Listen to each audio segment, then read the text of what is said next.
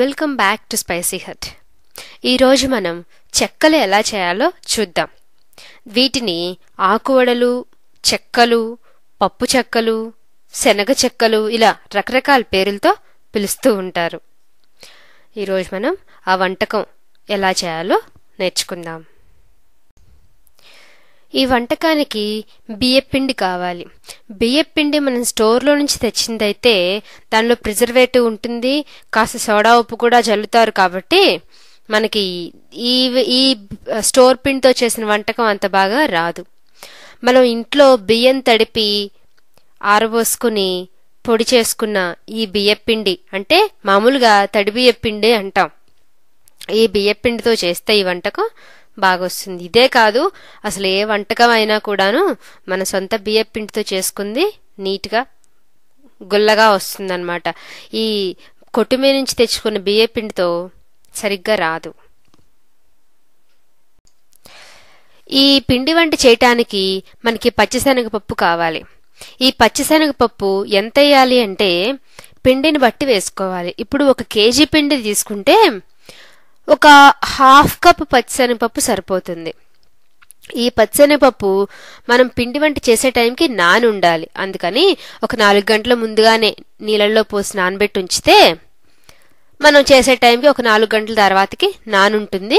ఆ టైంకి మనం పిండి అది కలుపుకున్నప్పుడు నానబెట్టింది కూడా వేసుకుని కలిపి పిండి వంట చేసుకోవచ్చు. కాబట్టి మస్ట్ అండ్ షుడ్గా పచ్చిశనగపప్పు ముందే నానబెట్టి ఉంచుకోవాలి. ఇంకా మన పిండి వంటని స్టార్ట్ చేద్దాం.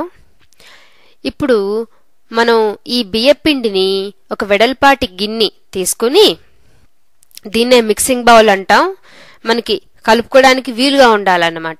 అలా వెడల్పాటి గిన్నె తీసుకుని దాంట్లో తగినంత ఉప్పు వేసుకుని పిండిని ఉప్పు శుభ్రంగా కలయి తిప్పండి.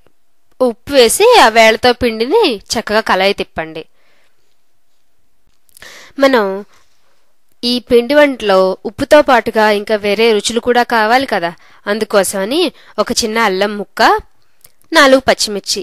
ఈ అల్లం ముక్క పచ్చిమిర్చి ఎంత క్వాంటిటీ అంటే మీ పిండిని బట్టి చూసుకోవాలి. మీరు పిండి ఎక్కువగానే కలుపుతా ఉంటే ఎక్కువ పడతాయి, పిండి తక్కువ కలిపితే తక్కువ పడతాయి. ఈ పచ్చిమిర్చి ఘాటు మీద కూడా బేస్ అయి ఉంటుంది. ఘాటు పచ్చిమిర్చి అయితే 1 కాయ తక్కువ వేసుకోండి.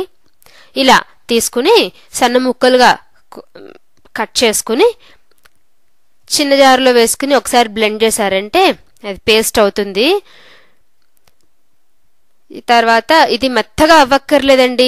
మీరు పిండి మరీ తక్కువ కలుపుకుంటే కనుక, అంటే 1 కేజీ పిండో లేక ఒక 2 గ్లాసుల పిండో అలా తక్కువ కలుపుకుంటే ఇవి ఎన్నో పట్టవు. కాబట్టి ఈ పచ్చిమిర్చి అవి ఎన్నో పట్టవు. కాబట్టి మిక్సీ చేసినప్పుడు మీకు అంత గుజ్జు కాదు. ఎందుకంటే మిక్సీ బ్లేడ్స్కి ఈ గుజ్జు సరిపడినంత అవ్వదనమాట. అందుకనేసి మీకు మెత్తగా గుజ్జు కాదు, కొంచెం తొక్కలుగా ఉంటుంది, పర్వాలేదు.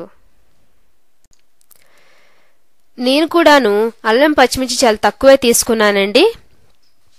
కాబట్టి నా మిక్సీ బ్లేడ్స్కి ఇది సరిపడినంత అవ్వలేదు, అందుకని మెత్తగా బ్లెండ్ చేయలేదు. ప్రాబ్లం ఏం లేదండి. మనకి ఈ విధంగానే ఈ పలుకులు ఉన్న దాన్ని వేసేసుకుంటే పిండి వంటకి తినేటప్పుడు ఏం అడ్డం రాదండి. కలర్ఫుల్గా ఉంటుంది మన వంటకం, అంతే. చాలా మంది ఏం చేస్తారంటే ఎక్కువ మొత్తంలో పిండి వంట చేసేవారు ఈ అల్లం పచ్చిమిర్చి వాళ్ళకి ఎక్కువ పడుతుంది కాబట్టి ఎక్కువ బ్లెండ్ చేయాల్సి వస్తుంది. వాళ్ళు అలా ఎక్కువ బ్లెండ్ చేసినప్పుడు మిక్సీ జార్కి బ్లేడ్స్కి సరిపడినంత వస్తుంది కాబట్టి అది మెత్తగా బ్లెండ్ చేస్తుంది, పేస్ట్గా చేసేస్తుంది. ఆ పేస్ట్ని అలా డైరెక్ట్గా అయినా కలుపుకుంటారు, లేదంటే దాని నుంచి గుజ్జు తీస్తారండి. ఈ తుక్కు, ఈ కలర్స్ డిఫరెంట్ కలర్స్ వస్తాయి కదా, అవేం రాకుండా ఉండటానికి వాళ్ళు ప్లెయిన్గా ఉండటానికి ఆ గుజ్జు నుంచి జ్యూస్ పిండుతారండి. ఈ చిల్లీ జ్యూస్ పిండేసి ఆ పిండిలో కలిపేసి ఉండజేస్తారు. నేను ఆ ఉన్న పళంగానే ఆ కచ్చాపచ్చగా ఉన్న పేస్ట్ని జ్యూస్ తీయలేదండి, ఆ ఉన్న పళంగానే వేసి కలిపేశాను. తినటానికి రుచికరంగానే ఉంటాయండి. ఈ తొక్కలు మనకి అవి అడ్డేవి రావండి. ఈ మిక్సీ పట్టిన గుజ్జుని ఈ పిండిలో వేసి శుభ్రంగా పిండంతా కలుపుతాము. ఈ పిండి వంటకం గుల్లగా రావటానికి చాలా మంది 1-2 స్పూన్లు వెన్నపూస వేస్తారండి. ఈ వెన్నపూస ఇష్టం లేని వాళ్ళు లేక వెన్నపూస లేని వాళ్ళు కూడాను దీన్ని చేసుకోవచ్చు. అలా అని గుల్లగా రాకుండా ఉండవండి, బాగానే ఉంటాయి. ఇవి కూడాను తినటానికి రుచికరంగానే ఉంటాయి.